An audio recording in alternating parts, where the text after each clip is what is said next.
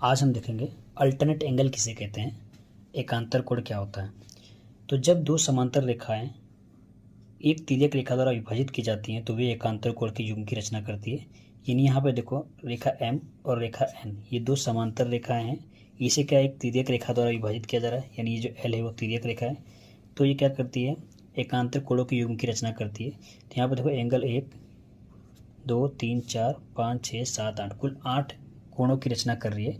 तो इसके अंदर से एकांतर कोण कौन कौन से होते हैं वो देखते हैं, ठीक है ना।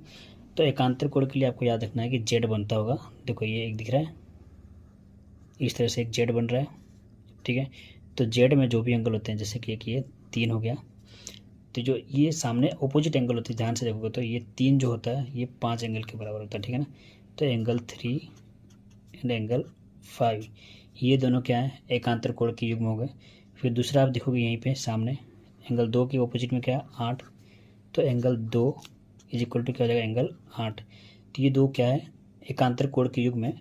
इसको इंटीरियर एकांतर कोण बोला जाता है, यानी कि अंतर्मुख एकांतर कोण, इंटीरियर एंगल भी बोला जाता है, ठीक है। क्यों? क्योंकि अंदर तरफ है, देखो रेखा के अंदर है दोनों कोण, इसलिए इसको इंटीरियर भी बोलेंगे, ठीक है ना। इंटीरियर अल्टरनेट एंगल यानी कि अंतर्मुख एकांतर कोण। अब दूसरा देखो बाहर, यानी एक्सटीरियर में भी देखोगे आप, तो एक्सटीरियर में भी आपको दो पेयर मिलेगी।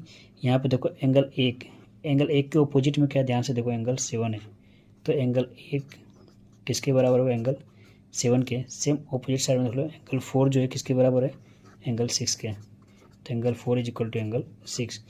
और ये क्या हो जाएगी, हमारे एक्सटीरियर वाले हो जाएंगे, ठीक है ना, बहिर्मुख। तो इस तरह से क्या हो गया, एकांतर कोण के कुल अपने को 4 युग्म मिलेंगे, ठीक है ना। ये एकांतर कोण के युग्म है।